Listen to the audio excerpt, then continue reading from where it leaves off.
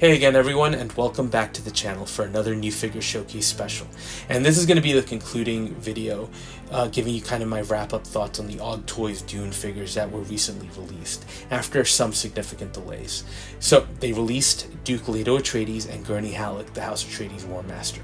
Aug Toys previously released the Caladan version of Paul Atreides, which I thought was a decent first figure for them, and they still have a stillsuit version of Paul coming, which was also supposed to drop along with these two, but there's still no sign of it, although hopefully that tease kind of indicates that the release is forthcoming.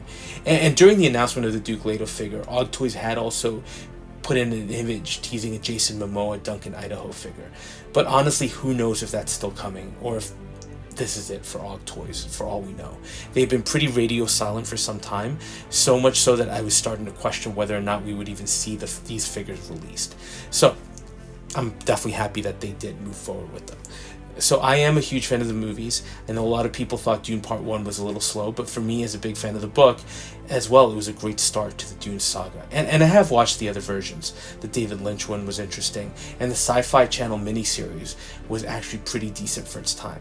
But this was an amazing release for me, so I wanted to have these figures without a doubt. And of course, Aug Toys isn't the only one releasing licensed figures, as InArt has also put their own version of Paul Atreides up for order. So we are getting some 6-scale love for the line. But I think it makes sense to group these two releases together for a number of reasons that you can argue for. Like the armored look, for example, means that they belong together. But for me, the other reason to look at them together, they're the exact same figure. Only difference here are the sculpts, and Duke Leto includes the extra binocular accessories. But that's it. Standing next to each other, you can just immediately tell. The uniform, the armor is identical. The heights are identical, so the underlying body is probably the same. And the hands, the sword, and look, I went more in depth in the individual figure reviews, but you're looking at the figures side by side, so you can tell that they're the same. Do I fault Aug Toys here? On one hand, the armor is supposed to be pretty uniform, with just a different rank on the collar, so that's more of a design thing for the movie. But you can also tell that they've taken shortcuts. Look, you might say I'm being nitpicky, but I do feel like Leto should have gotten the more screen-accurate sword, just to distinguish him a little bit from Gurney. I know it's a detail that wouldn't be immediately evident unless you're looking for it, but I think it would have been just an elevated detail for that figure. The one thing I did notice about the bases, while I'm not a fan of the size, and I don't like that Aug Toys took the Hot Toy sand base approach, stacked together they do look like they're continuous ripples in the sand that match. So I'm not sure that they did that on purpose, but it worked out well. So if you're inclined to use these, it's a nice detail. So now we got to discuss what I saved for this video, and that's price. So these guys are coming in at about $240 for Duke Leto, and Gurney was actually the more expensive of the two at $250. And I have seen him going back up on site now for $270. So not cheap at all. We're definitely talking close to Hot Toys prices, if not at Hot Toys prices. And look, the first thing I'll tell you, I get it. These are 100% licensed, and there is an expectation that being licensed comes with some added cost.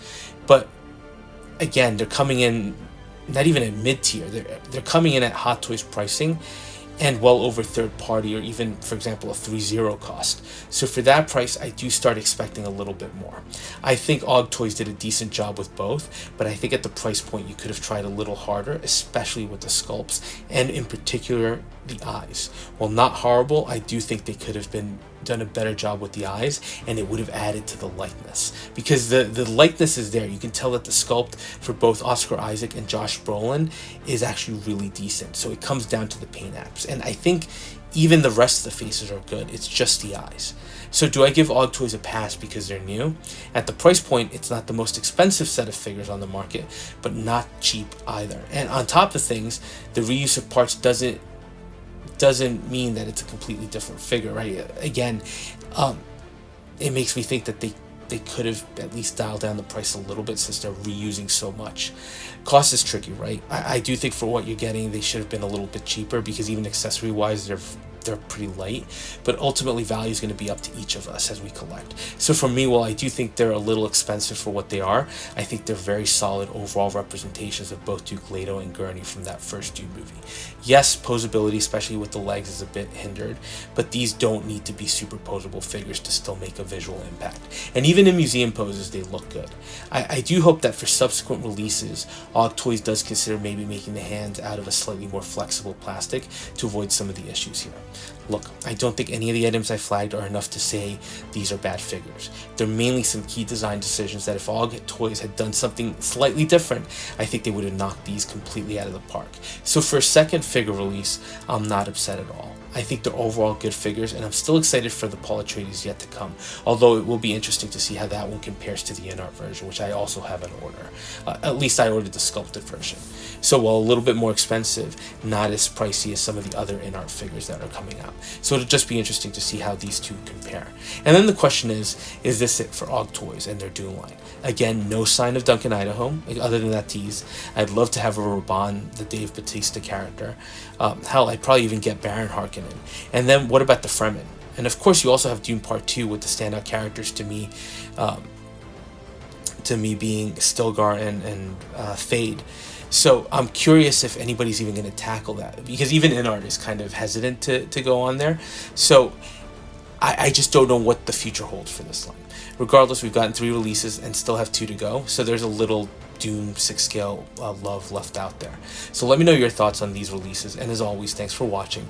And if you are enjoying the content, please consider dropping a like, comment, or subscribing, and we'll touch base on the next video.